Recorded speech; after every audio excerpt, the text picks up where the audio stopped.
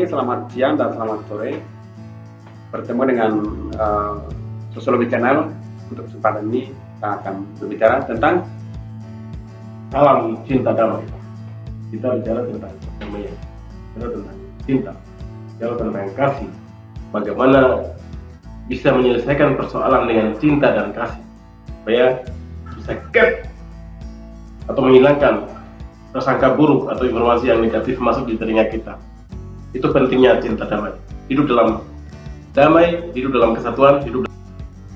Ya, kita percaya bahwa setiap orang pasti bisa berubah, dan tidak hanya setiap orang. Benda-benda di sekitar kita bisa berubah, seperti batu. Dia bisa jadikan fondasi semua rumah, atau pasir bisa dicampur dengan semen, bisa menjadi perubahan. Dan tidak hanya itu, benda-benda di sekitar kita bisa melihat ada sebuah perubahan. Dan perubahan ini tidak hanya terjadi pada benda-benda sekitar kita, tetapi ketika kita masuk ke dalam kehidupan manusia, maka di situ ada dinamika kehidupan, atau istilahnya transformasi, atau kehidupan sosial itu terus berubah. Nah, karena itu di situ tidak terlepas banyak persoalan dan masalah yang terjadi. Nah, maka kita di sini berbicara tentang rasisme. Rasisme ini merupakan social problem atau masalah sosial yang sangat sensitif dan yang masih hangat. Dari perkembangan sejarah sampai sekarang masih istilahnya dikenal dengan stereotip yang masih buruk-buruk, dan kita bisa melihat salah satu peristiwa yang terjadi sangat besar dan itu menjadi booming di Indonesia, tidak hanya Indonesia tetapi juga banyak negara di luar negeri. Karena itu kita akan bicara terkait dengan korban di sini, dengan salah satu yang kita bicara di sini. Kita bisa langsung tanyakan saja bagaimana pengalaman pada waktu terjadinya rasisme pada tahun 2019 tanggal 16 sampai 18. Nah, ini langsung saja bagaimana Kak Tony waktu itu dialami seperti apa? Tahun 2019 itu kebetulan saya melakukan penelitian dari kampus. Saya waktu itu berada di Surabaya, dari Surabaya untuk mengarah ke rasis itu. Ya, saya sebagai orang Papua ya kecewa, marah, tapi saya di sana memang saya tidak ada orang Papua yang juga di Gresik waktu itu. Terus saya penelitian hanya dengan teman-teman guru di sana. Memang saya marah dalam artian kok ada ya di zaman seperti ini bisa saja orang-orang memanfaatkan kesempatan itu untuk menjatuhkan, menjelekkan, bahkan justru itu harga diri orang Papua itu diberatkan seperti mengarah ke, ya boleh katakan memang tidak pantas untuk disampaikan di depan umum. Tapi ya kalau untuk bagaimana meresponi, ya saya tetap kecewa, tapi saya mencoba untuk bagaimana tenang supaya saya bisa melihat apa daripada apa yang mereka mendasari untuk menyampaikan kata-kata seperti itu. Masalahnya di mana? Saya harus tahu dulu baru meresponi. Ya, memang kalau kami tidak salah ya, saya secara pribadi respon juga. Saya harus pastikan kenapa itu bisa disampaikan. Dan waktu itu teman-teman dari di asrama itu dituduh karena benderanya jatuhkan di got lah. Tapi kan itu juga tidak tentu benar. Jadi kalau pertanyaan itu muncul ke saya, ya saya sebagai orang Papua saya kecewa. Tapi karena saya tidak tahu persoalan persis seperti apa yang mereka lakukan, jadi dalam hati saya, apakah ini benar gitu kan? Karena saya belum mengetahui, jadi perasaan saya ya biasa-biasa saja. Karena itu bukan hal yang baru. Sejak kita negara ini juga dibentuk di awal pun dijajah juga sampaikan hal yang sama dengan kata-kata seperti itu. Jadi saya karena sudah pernah membaca, jadi tenang aja. Itu hal yang biasa bagi saya. Yang penting bagaimana kita menghadapi kalau ada informasi atau penyampaian seperti itu, tergantung manusianya. Saya berusaha untuk menyenangkan diri saya. Nah, dan ini ada istilahnya bad memory yang waktu itu karena persoalan bendera ini sebuah ideologi yang dibicarakan waktu itu, tapi yang kita bicarakan di sini bukan masalah ideologi, tetapi bagaimana dampak dan efek yang ditimbulkan persoalan rasis pada waktu itu. Ya, mungkin seperti apa dampak bagi mahasiswa? Aduh, kalau dampaknya jelas, saya lihat luar biasa dampaknya gitu. Seperti ini kan emosi yang setiap tahun yang disampaikan oleh katakan orang-orang yang tidak bertanggung jawab, mungkin belum pernah melihat dari sisi ini. Seenaknya bicara orang, apalagi menyebut sebagai manusia jadikan seperti hewan, itu kan memang sakit.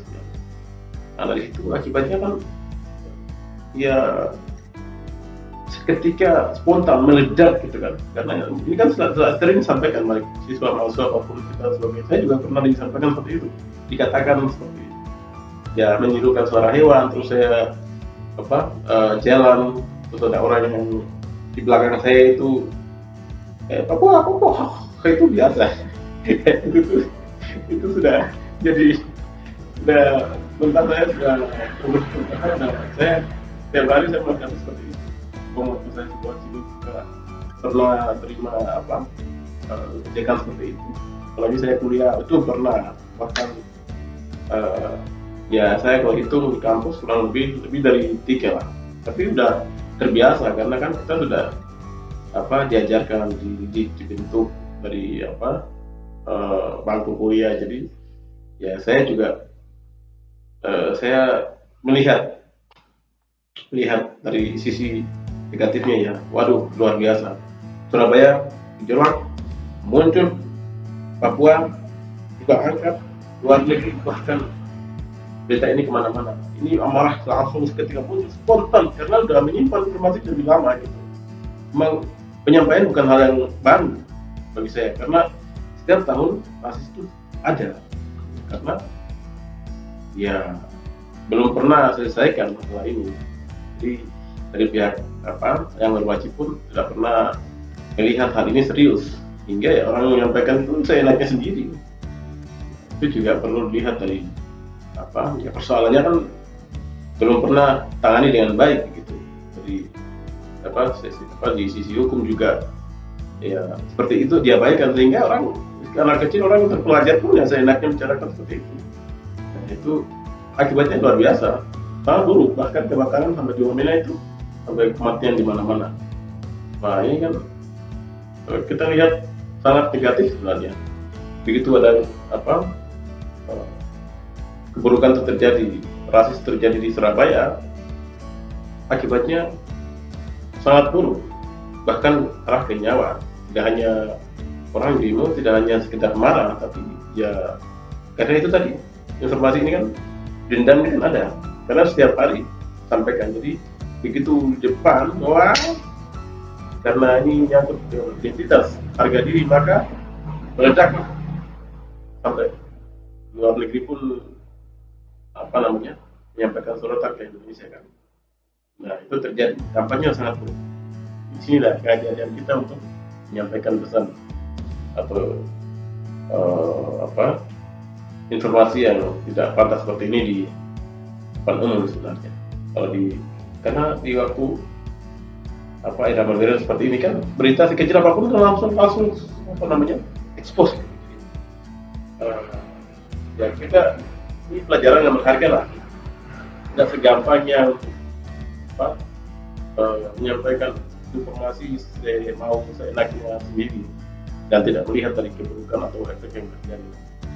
Jadi ini sangat pelajaran yang sangat berharga buat saya sebagai orang Papua, dan juga sebagai warga negara Indonesia yang lain juga bersama lah. Rasis ini kan sebenarnya kita tidak perlu pelihara, pentingkan, harus tutupi benar-benar supaya tidak terjadi lagi.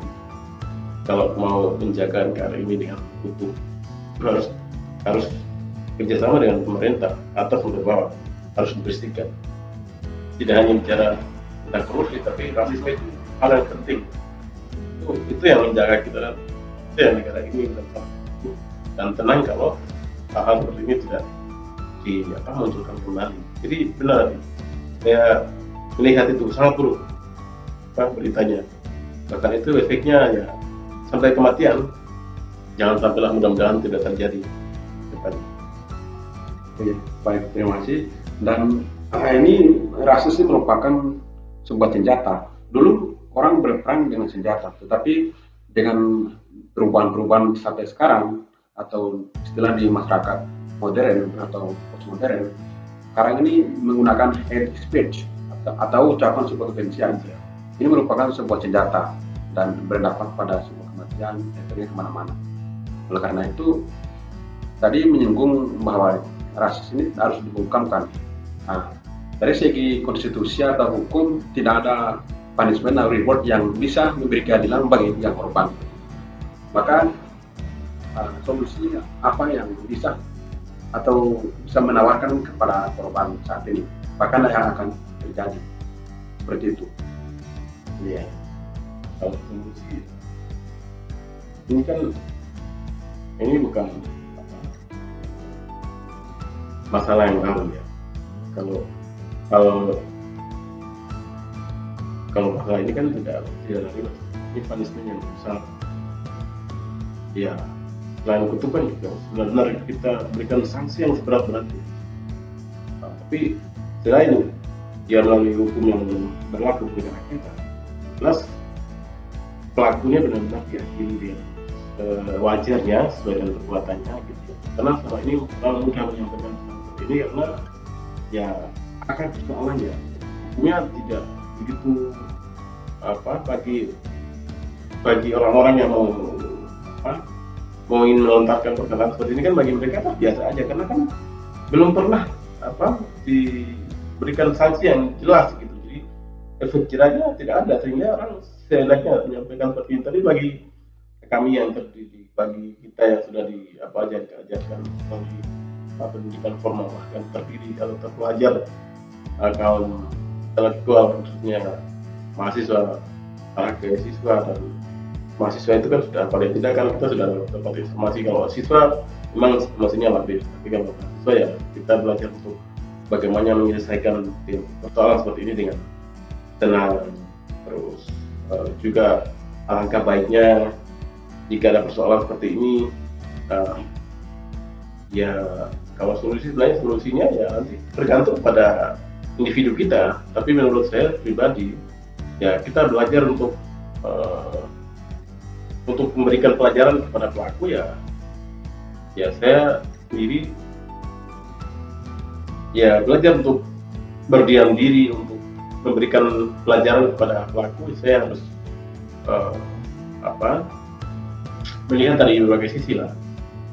Contohnya misalnya ada datang dengan amarah atau perkataan seperti itu untuk mengatakan ke saya. Nah, saya kan tidak tahu marah ke saya itu kenapa alasannya. Jadi ya biarlah sampaikan dulu, saya mendengarkan apa yang menjadi pendapat atau menyampaikan argumen, silakan saja. Tapi kalau itu memang mengarah ke hal yang negatif, ya tidak terjadi kemana-mana atau tidak efeknya tidak sampai meluas. Ya saya belajar untuk tenang dan bisa menerima informasi itu dengan baik, karena saya marah seketika pun ya tidak akan selesai. Penting saya mendengarkan apa yang orang sampaikan ke saya.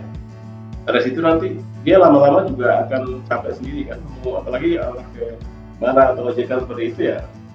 Kalau saya diam kan dia akan otomatis saya lari meninggalkan saya juga karena saya diam.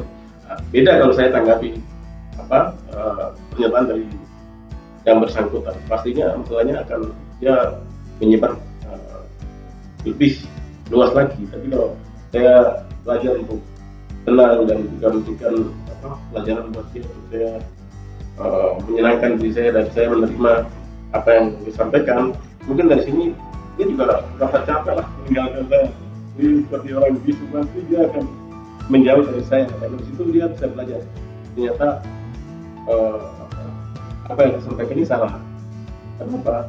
Saya diam, berarti kan saya juga diam itu bukan karena saya tidak tahu atau karena saya bisu, tapi karena saya tahu itu hal yang salah maka saya diam. Itu kita bisa berikan apa pelajaran ke pelaku ini untuk dia juga salah kalau penyampaian seperti ini.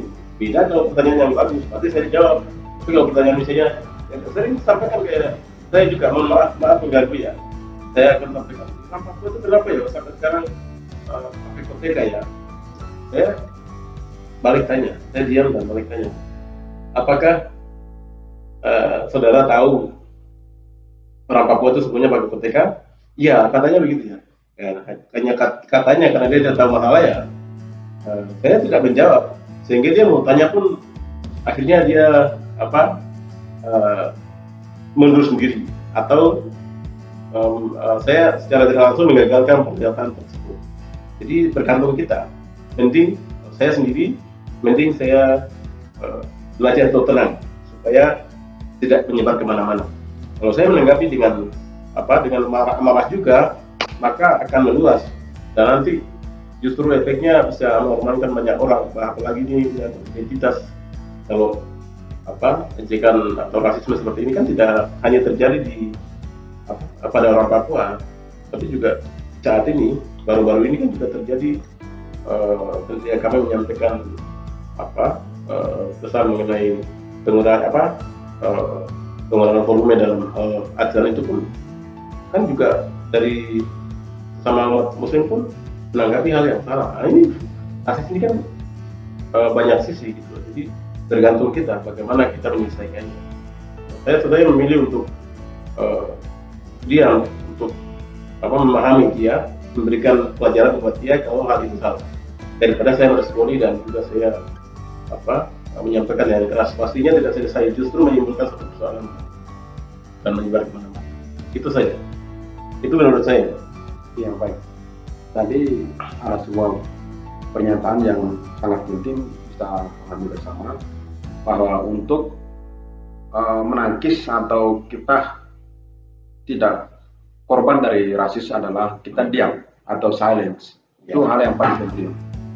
Diam karena bukan kita bodoh, bukan karena kita tidak tahu apa-apa, tapi karena kita tahu bahwa kita kasihan pada orang yang mengatakan itu, karena tidak mengetahui dengan baik apa yang dia bicarakan, karena yang diumumkan juga bukan dari berita yang benar, tapi hanya sebuah perkataan orang. Maka di sini sebuah kesalahpahaman yang terjadi. Dan ya ini mengutip kata orang lain. Nah, kata orang ini juga tidak berdasarkan fakta atau ini hanya semacam fiksi. Karena itu sebagai negara yang memang penuh dengan multikultural atau keberagaman, kita perlu menjaga. Tapi salah satu efek buruk yang biasa terjadi adalah semacam rasisme, yang banyak persoalan terjadi itu karena justru ada multikulturalisme. Karena itu salah satu untuk kita benar-benar melawan hal kayak begini itu dengan cara diam. Diam ini salah satu kekuatan yang paling penuh. Atau dengan kekuatan mengatakan ketika ada orang datang dan dia mengatakan sesuatu tidak benar kepada kita, kita tidak menjawab, maka perkataan itu akan balik kepada orang yang mengatakan hal tersebut. Atau untuk melawan sebuah kejahatan atau perkataan-perkataan yang tinggi, kasar, kita melawan dengan perkataan yang lembut. Kalau keras lawan keras, itu terjadi bombing. Bahkan hal yang paling penting tadi mengatakan bahwa kita marah meletak-meletak itu tidak akan mengurangi. Itu memang natural, tapi itu tidak mengurangi. Nah, jadi di sini ada sebuah perlawanan yang harus dilakukan adalah diam. Diam karena kita pahami, bukan kita tidak mengerti. Diam karena kita pahami orang itu kasihan dan perlu kita jadikan teman atau kita bangun sebuah kesadaran atau understanding itu penting. Jadi bukan saling menyalahkan. Kita adalah manusia yang human being yang bisa merubah, bukan tidak bisa merubah seperti hewan atau jumlah lain. Itu saja. Terima kasih untuk perbincangan ini. Ya. Menyampaikan hal yang positif pasti kita jawab, tapi hal yang negatif ya nggak perlu kita jawab lah. Diamlah. Akhirnya kan untuk orang yang mau memancing kita kan tidak laris, dia mau meninggalkan kita otomatis itu. Karena kita belajar memilih untuk diam, karena kita sudah tahu kalau hal itu tidak baik. Itu saja. Ya. Terima kasih. para penonton bisa komen dan bisa menambahkan apa yang perlu kita bahas. Tapi untuk video kali ini sampai di sini ya, dan ya sampai ketemu untuk video berikutnya. Selamat malam, selamat siang, selamat sore dimanapun teman-teman berada. Semoga salam sehat selalu dan salam cinta damai.